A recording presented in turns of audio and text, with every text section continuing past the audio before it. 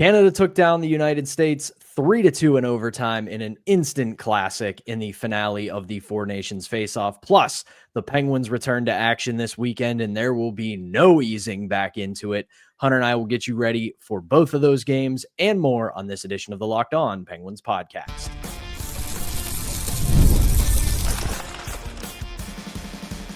You're Locked On Penguins, your daily podcast on the Pittsburgh Penguins. Part of the Locked On Podcast Network, your team every day. Hello and welcome back to another edition of the Locked On Penguins podcast. I'm one of your hosts, Patrick Damp. You can follow me across all social media platforms at Synonym for Wet, joined as always by the one and only Hunter Hodes. You can follow him on Twitter at Hunter Hodes. You can give our show's Twitter a follow at LO_Penguins. And of course, we appreciate you making us part of your daily routine. Don't forget that we are free and available wherever you get your podcasts, as well as the Roku channel and YouTube. Plus, if you follow us on YouTube, don't forget to hit the notification button. That way you can be among the first to know when we drop our daily Monday through Friday episodes. Hunter, Canada wins the fake tournament that was totally made up. Nobody cares about it. It doesn't count for anything. 3-2 in overtime over the United States. And I joke, it was my favorite meme from all of the tournament of everybody, whether it was American or Canadian, saying, I'm just getting my coping mechanism ready for saying, this is a fake tournament. It's made up. It doesn't matter. But putting all the goofiness aside, what a classic game that was on Thursday night between Team USA and Team Canada. Of course, Connor McDavid wins it in overtime for Team Canada 3-2. Canada are the champions of the Four Nations Faceoff, but this was, if you are a sicko like us, you probably saw this on Twitter, on Blue Sky, wherever you follow hockey games on social media. The deserve to win a meter was essentially 50-50. So this game was a total coin flip, back and forth all night long. And I'm going to begin with this. Jordan Binnington is making a lot of us eat our words. Now, granted, it was not a tremendous game from him. Two of the two goals he let in, I guarantee you he wants back. They weren't great goals to give up, but in the third period and in overtime, he makes some absolutely spectacular saves that eventually lead to Connor McDavid's winner. So while I'm not going to say he made us all look like fools because he did not have the strongest of tournaments, but he made multiple massive saves on Thursday night that I would say were a huge part of why Canada went home with the victory. First off, guys, before I dive into my analysis of this game and the tournament, everyone, don't tell the press that Pat is mad online. We wouldn't want that, right, guys, about the loss from last night. I joke, of course. I'm obviously a bit disappointed as well because I picked Team USA to win this game, but that was still very much an instant classic, and I cannot wait for the Olympics next year with more NHL players coming in, more countries going to be there. It's going to be a movie, and I can't wait. But I'll say this for Jordan Binnington. He was the weak link coming into the tournament because he really had not been playing that well. I felt like Canada could have done a bit better, especially with Logan Thompson. Pat, you made that hilarious meme that you posted on Blue Sky that I was like, hey, I got to post this on Twitter. We want everyone to have this on there. And we both got some fun interactions with that meme. I'll say that. Yeah. But Binnington, when he needed to make the timely saves, especially in this game, he was there to meet the moment and then some.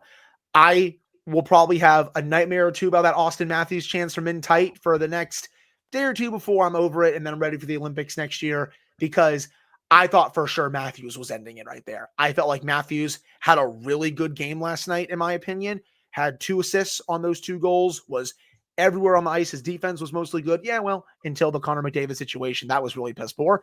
But I felt like before then, he was having himself a really good game.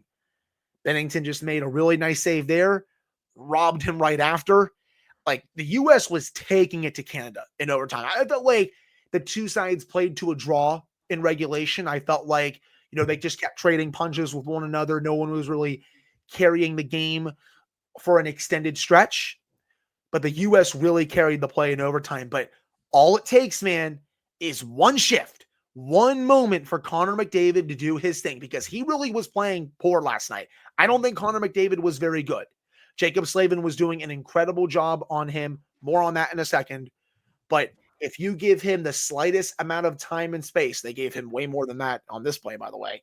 But if you give him that time, puck's going to be in the back of the net. Connor Hellebuck had no chance there. I thought Hellebuck played really well in this game for Team USA.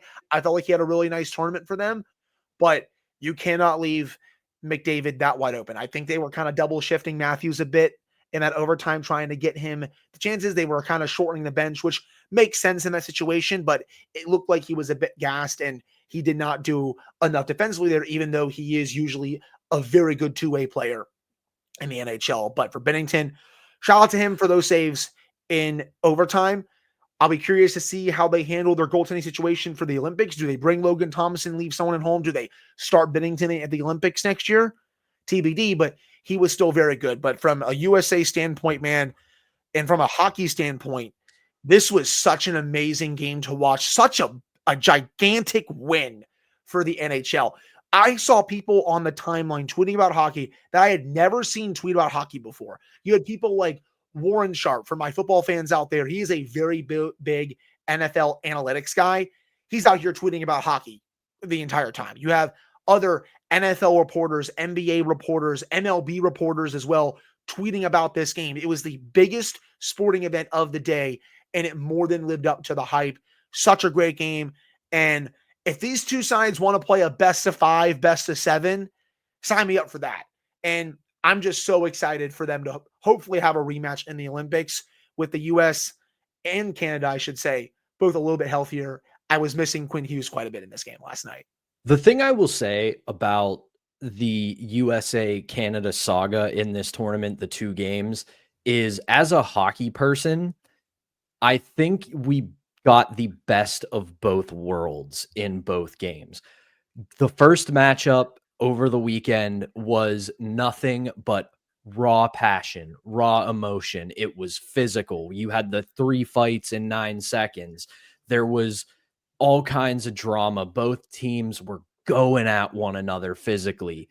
And then Thursday night, you see the other side of the coin of what hockey has to offer, where you have 2 teams who are just overflowing with elite talent, playing like they are overflowing with elite talent. Because I know people have their quibbles, and I understand them with Sean McDonough on ESPN, but he kept making the point that that first period was moving at lightning speed, both because of how fast the pace of play was and because both of these teams were just going and the clock was moving. Because we look back at Saturday night, the first period was a little bit of a slog because of all of the dust ups, the fights, and everything else. The first period lasted quite a while. And then there was such high emotion in the first period, you weren't going to match that for 60 minutes.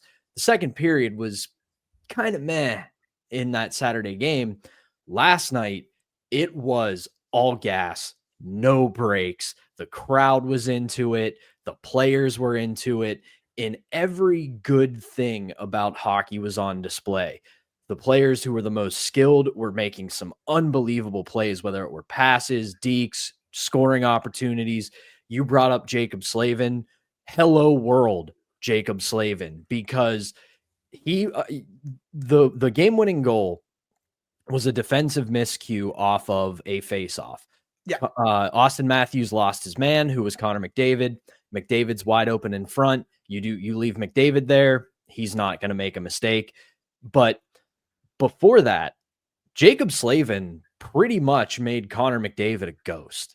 McDavid tried on multiple occasions throughout the evening, whether it was passes, moves, shots, or just frontline speed to get around Jacob Slavin. Slavin was having none of it. He shut him down all night long. And you and I aren't the biggest fans of Rod Brindamore Carolina Hurricanes hockey, but my God, man, outside of Zach Werenski, Slavin really introduced himself to the hockey world in this tournament. He needs no introduction. Like, we see Jacob Slavin at least 3 to 4 times a year. We see how good he is. I said heading into this tournament, I felt like Gustav Forsling was the best defensive defenseman on the planet. Well, Jacob Slavin, and I also did say Slavin was right up there with him. I think those are the two best defensive defensemen in the league. Though right now, after that, with how the tournament went, we might have to bump Slavin up a little bit above Forsling. Like, don't get me wrong, Forsling is tremendous, but Slavin, man, he was all over the ice for Team USA, making so many great plays in his own zone, blocking so many shots. He doesn't have the offense yet, but he is still so good in his own right, in his own zone. He works perfectly with a partner who drives a bit more offense on that pairing. And I am so stoked to see what he can do at the Olympics in 26. I felt like he was Team USA's best defenseman. He and Werenski. McAvoy was also really good. Sanderson was good. I still want to see what this team looks like with Quinn Hughes. Big disappointment, though, is Adam Fox. I think when healthy, when he's on his game, he is a top 5 defenseman in this league. He was horrendous throughout this tournament. That was really unlike Fox. I don't really see him play that poorly that often. Like, that was really strange, in my opinion. And you brought up Sean McDonough as well. And I tweeted about this morning. I know McDonough, there's a lot of mixed reviews out there about him for hockey. He's really good with other sports, especially college football, and he's done some work in the NFL and a whole bunch of other sports. But I feel like for the last year, he's really fine-tuned his craft. I felt like he was mostly good during the Stanley Cup playoffs last year, and he met the moment on Thursday. He was very good as the play-by-play announcer for ESPN. I still like Bob Wischusen quite a bit, but I thought Sean McDonough, man, was fantastic. I thought the ESPN crew was really good. I thought Ray Ferraro was really good as well. Just a really strong broadcast from ESPN. And I'll close out this segment with this. I think Team USA mostly got this roster right. This wasn't like 2016 where you bought a bunch of role players who weren't very good. You mostly got this right. However, and I don't mean to be a bit picky, I think you can fine-tune the margins of this roster. I don't think you need to bring Chris Kreider to the Olympics next year. I don't think you need to bring Vince Trocheck to the Olympics next year. Same thing with Brock Nelson. I think you can bring some of these other players who are better goal scorers. Like, for example, I think Mike Sullivan did a mostly fine job during this tournament. The team played very hard under him. You saw his system work quite a bit. There is no reason to scratch Kyle Connor for Chris Kreider. I'm sorry. That makes no sense. Kyle Connor is one of the top goal scorers in the league this year, not just among Americans, Pat, in the league this season. Scratching him in this winner-take-all game, even though it's just a Four Nations title game, that makes no sense. You cannot do that. I just don't understand that decision. But there's no reason to play Kreider. There's no reason to bring Trocheck. Brock Nelson really didn't do anything for me during this tournament either. I usually am fine with JT Miller, but he's not really playing that well this year.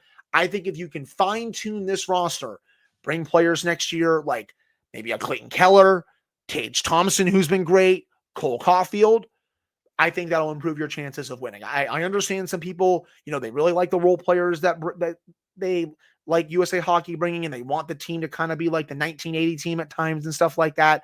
But we're not in 1980 anymore, guys. Like, we have caught up to Canada. Like, this isn't also even 2014 anymore when, again, I said on the show before that it felt like those two teams could play 6 more times and the U.S. would not score.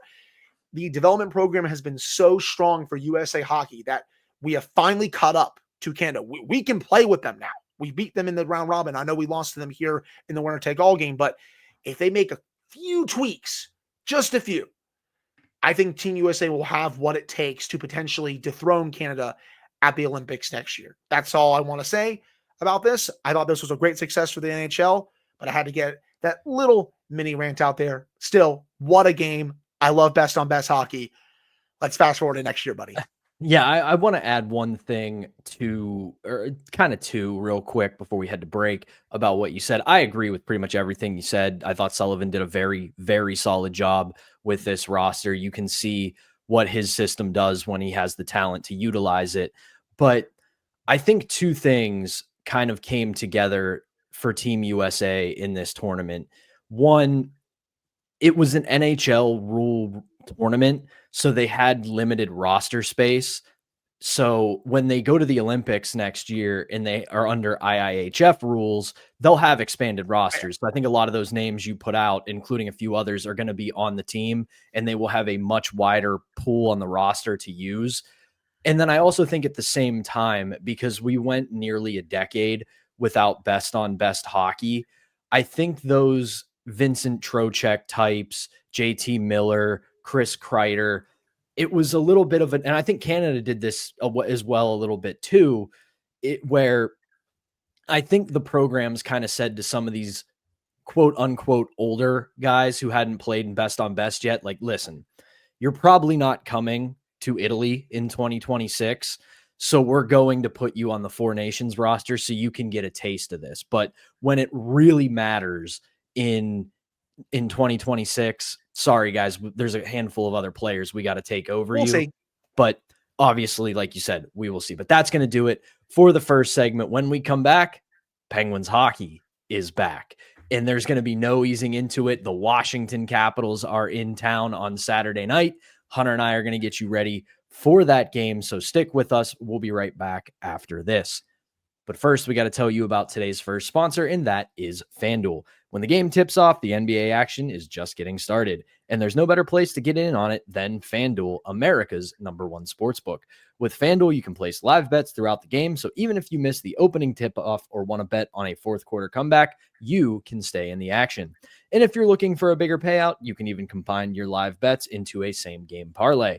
I love the FanDuel live betting feature because it keeps every moment of the action exciting. Whether I'm backing my team for a late game rally or picking a player to hit a clutch three, I never feel like I've missed my chance. Plus, the app is easy to use, and when you win, you get paid instantly. Right now, new customers can get $150 in bonus bets if your first $5 bet wins. Just visit FanDuel.com to join today. That's FanDuel.com for your shot at $150 in bonus bets. Make every moment more with FanDuel, the official sportsbook betting partner of the NBA.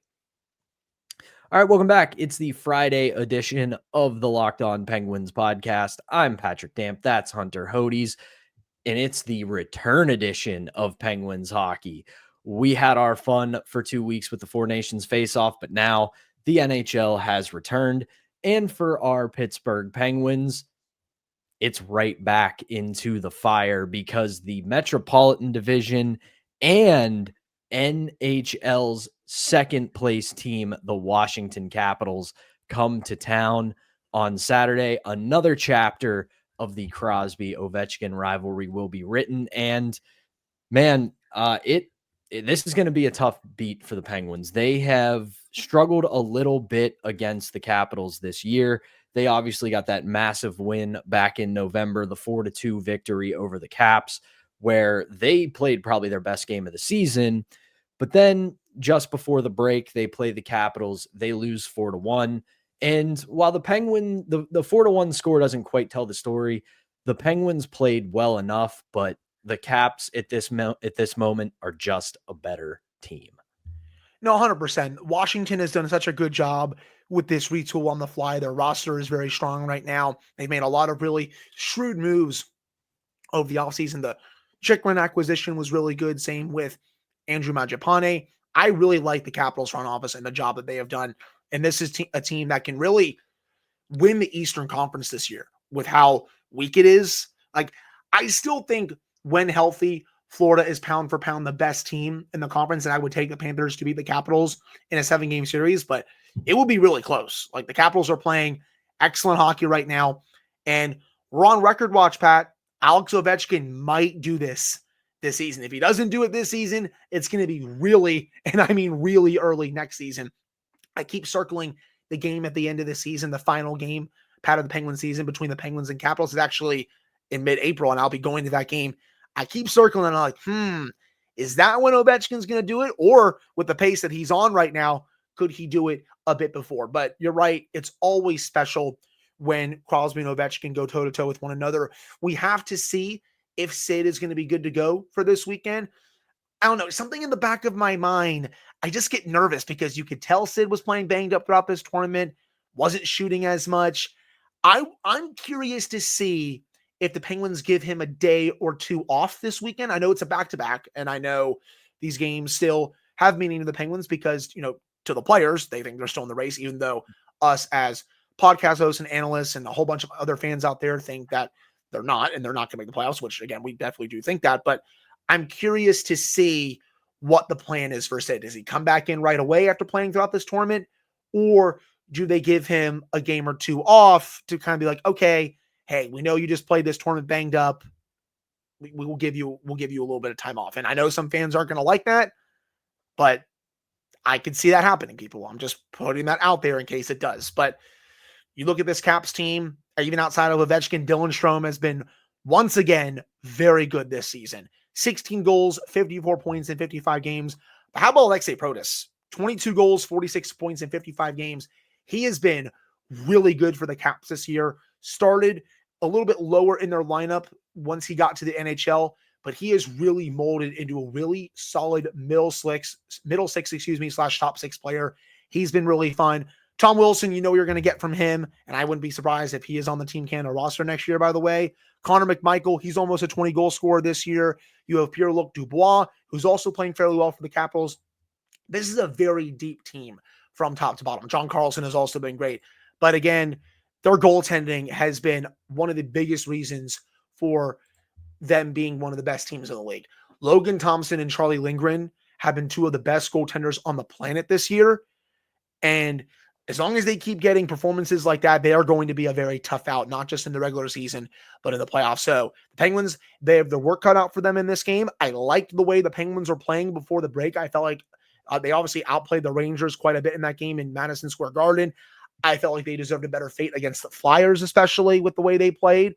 And I know they've been off for 2 weeks, but I want to see if they can carry that level into these two big division games this weekend. And heck, you look at this next week of games, even after the Caps and Rangers, get the Flyers twice, get some more big games after that.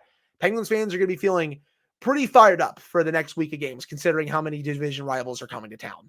Yeah, it might not be the same level of play, obviously, that we got at the Four Nations Faceoff, but if you're a Penguins fan, it's a week of rivalries coming up, so you'll be very interested in it. Couple quick things before we head to break and then talk about the Rangers game on Sunday.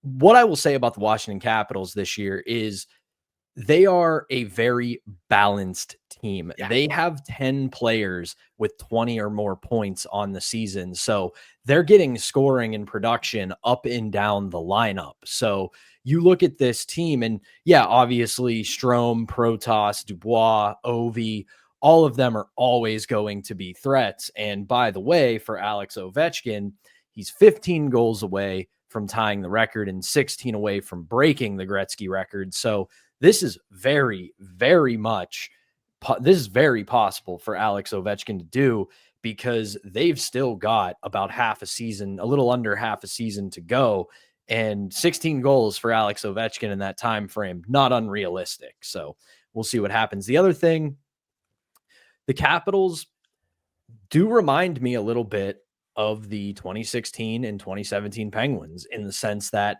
they are a relentless machine. They come at you in waves. They make you play on their terms. And if you're unable to match it, you're going to be in for a very long night. So this is going to be a massive, massive challenge for the Penguins on Saturday. But as we've seen, like you said, from the past couple weeks prior to the Four Nations break, they were playing a pretty solid brand of hockey. And while I'm not going to say that they can go toe-to-toe with a very good Capitals team, they can give them a run for their money. They can definitely make them earn 2 points in this one. And then finally, the last thing, I know that you and I and everybody else we've had on this show this season is pretty much in agreement that this Penguins team isn't a playoff team. But I will say this, they are 5 points out of a wild card spot. And we know with how tight the Eastern Conference is, especially in the race to the wild card, one good week for you can put you right back in that mix. So while I'm still sticking to my original thought that they are not a playoff team, they find a way to string together some wins. Suddenly they're in that conversation, but that's putting the cart very much ahead of the horse. But that'll do it for this second segment. It is the Penguins. It is the Capitals at 3 o'clock on Saturday at PPG Paints Arena, and that will be a truly nationally televised game. That game will be on ABC at 3 o'clock on Saturday. But when we come back, we've got to get you set for the second game of the back-to-back this weekend against the New York Rangers. Hunter and I will do that when we return right after this. But before we do that, we got to tell you about our last sponsor of the day, and that is Select Quote. In sports, having a winning strategy is everything. It's how the best teams make it to the Super Bowl, the World Series, the Stanley Cup Final, and the Olympics. The same goes for life. Having a strategy like life insurance from Select Quote can protect your financial legacy and keep your family's future secure. Select Quote makes it easy to find the perfect life insurance policy. As one of America's leading insurance brokers with nearly 40 years of experience, they've helped over 2 million customers find $700 billion in coverage since 1985. What sets Select Quote apart is their personal touch. Unlike other brokers that offer one-size-fits-all policies, their licensed agents tailor their coverage to fit your unique needs. If you're in good health, you might even qualify for same-day coverage of up to $5 million with no medical exam required. And it's more affordable than you might think. You can get up to $1 million in coverage for as little as $20 a month. Get the right life insurance for you for less at selectquote.com/lockedonnhl. Go to selectquote.com/lockedonnhl today to get started. That's selectquote.com/lockedonnhl. Select Quote, they shop, you save.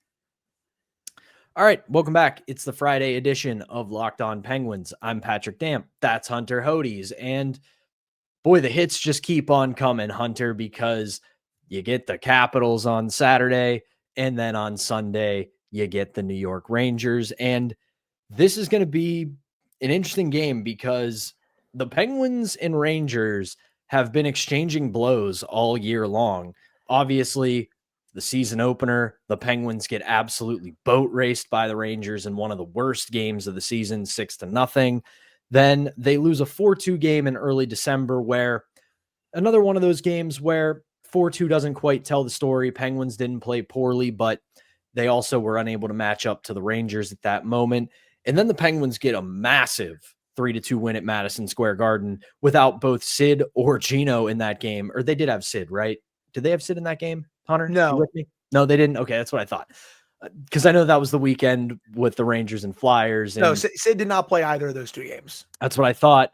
Trust me, my brain is still recovering from the absolute fever dream that was the Four Nations Faceoff. So you'll have to give me a little bit of distance on this one. But that was a great effort by the Penguins. And the Rangers, prior to the break, kind of starting to figure it out, kind of starting to turn it around, but still dug themselves such a massive hole through November and December that it's going to be really challenging for them to get back into the race. Yeah, the Rangers have been really poor these last couple of months, and you saw that on display. Like, when I was watching that game before the break, I even tweeted about this. I'm like, how does Chris Drury look at this team and thinks, wow, I should really add to this team before the deadline in 2 weeks? And by the way, people, yes, the trade deadline is 2 weeks from today. Stay tuned, because there's going to be, I'm sure, quite a few trades over the next 14 days. Kyle Dubas is going to be fairly busy at the deadline, but they already acquired JT Miller. He was okay at the Four Nations Faceoff. Didn't really impress me that much. Though he has been better for the Rangers since being reacquired by them, but they've still had a lot of players that haven't really played as well this year, including Adam Fox, who we just saw have a really disappointing Four Nations Faceoff. Again, when healthy, when he's on his game, there aren't 5 defensemen better than him, but he still needs to play a lot better down the stretch here if the Rangers want to make the playoffs. Kreider, he's been very quiet throughout this season. Same with Vince Trocheck. Panarin, they've gotten the production out of him. Zibanejad has been hit or miss, but it feels like some of their elite players that they have not been as good this year as they were last year. And I feel like that's the biggest reason why the Rangers are where they are in the standings. You're getting the goaltending from Shesterkin, but they're still kind of trying to do the same thing that they did with Henrik Lundqvist, where you're just relying on your top goalie to kind of bail you out of a lot of situations. And in that game against the Penguins, which the Penguins were really shorthanded, the Penguins were taking it to the Rangers in those first 40 minutes. Without Crosby, without Malkin, They were absolutely lighting the Rangers up in that game. And yeah, they didn't play that well the third period, but they played good defensively, and they were able to keep the Rangers to the outside and really help Alex Nedeljkovic in that regard. Now, I think this is going to be a really fired up Rangers team coming out of the break. They know that they haven't played well this year. They've had a little bit of a reset now. So the Penguins are going to have to match that, especially on the second half of a back-to-back. It looks like Rickard Rakell and Erik Karlsson have returned to practice today for the Penguins, so they should be in this weekend for them. Still TBD on Sidney Crosby, but hey, man, if they get Shesterkin once again, you know the keys. You got to get him off his game. You got to get him riled up. And you saw they were able to beat him from in tight on a couple of occasions during that game against them 2 weeks ago. And on the power play, especially Philip Tomasino, where was that shot, Pat? About 10, 15 feet out. Beautiful one-timer. That's the chances you got to get on Shesterkin in these games. So I'm really fascinated to see how that game goes, especially after a really emotional game I think will take place on Saturday. Yeah, we kind of, and that's our bad on this. Again, our brains are still so fogged up from what was a great 2-week tournament in the Four Nations Faceoff. But yeah, Saturday is going to be a truly emotional game at PPG Paints Arena because of obviously the passing of the great Mike Lang. You know that there's going to be a tribute. You know that there is not going to be a dry eye in the house when the puck drops. And a lot of these core players, they know who Mike Lang is. They know who he was. They had very special relationships with him. And you figure they're going to want to go out and have a great performance in his memory. And if you have a great emotional game and an emotional victory on Saturday, be real easy to be let down on Sunday against the Rangers team, who frankly is desperate, because getting into the top 3 in the Metro for them is probably out of the question at this point. They're 10 points back of the New Jersey Devils. I don't see the Devils falling off so hard that they drop a 10-point lead for the 3rd spot. And that pretty much means they're among this log jam of teams that are fighting to get one of the 2 wild card spots, and they're 3 points out of the 2nd. So for the Penguins, you can add a little bit of misery to what's been a miserable season for the New York Rangers, but don't let them fall too far, because we kind of want that 1st round pick now, boys. But I mean, you're right, though. It's the same keys as always when you play the Rangers. You got to get in Shesterkin's kitchen. You got to get him moving side to side and look for that mismatch where you can catch him on left to right, right to left. And realistically, I think one of the things about this Rangers team is they're a little bit fragile right now. They're a little bit unstable because of how their season has gone. They were supposed to be Stanley Cup contenders going into this season. They've been anything but. And those expectations can wear on a team. So if you're the Penguins, play a little bit of rat hockey on Sunday. A couple jabs here and there. Play physical. Get in their heads. It's a Michael Bunting game, baby. I need that. Always a Michael Bunting game. But you can, because the one thing that didn't really find any way of falling apart down the last couple weeks before the break, Penguins power play still looks good. So if you can get in this Rangers team's head, let them parade to the box, you can beat them on the power play. Hey, man, if it keeps upping Matt Grzelcyk's trade value as well, by all means, I hope the power play keeps cooking, especially in these 2 games this weekend. I'll be looking forward to that. Also curious to see what Mike Sullivan does with the goalie situation this weekend. Which goalie gets which game? That's going to be fascinating. Like, Nedeljkovic also, can he sustain his really nice hot streak that I've touched on a couple of times this week? He's been playing really well the past few weeks before the Four Nations break. I want to see if he can keep that up here to maybe also build up a little bit of trade value of his own, potentially heading in the deadline in a couple of weeks. But at the very least, we'll see Yoel Blomqvist and Nedeljkovic this weekend. And I just hope that they keep getting at least average goaltending, because I know that's been hard to come by for the Penguins for a lot of this season. It really has. And I stick by my prediction of it. Prediction is probably the right word, but my thought on it is that I think Blomqvist will get the Saturday game because he has been playing games in Wilkes-Barre while Alex Nedeljkovic has been enjoying a much needed vacation during the Four Nations Faceoff. And then we'll see Nedeljkovic on Sunday against the Rangers. That game, 3:30 at PPG Paints Arena, another nationally televised game. That will be on TNT, or if you're a streamer like I am, it is on Max as well. So 2 big games for the Pittsburgh Penguins this weekend against 2 divisional rivals. Hunter and I will have a recap of both games on Monday. Hopefully we can get our good pal Jesse Marshall for another edition of Marshall Monday. But for now, that is going to do it for this episode of the Locked On Penguins podcast. Thank you, as always, for tuning in and making us part of your daily routine. Hunter and I will be back, like I said, on Monday with a new episode recapping these games. For now, for Hunter Hodes, I'm Patrick Damp. Thank you, as always, for tuning in. Have a great weekend, and let's go Pens.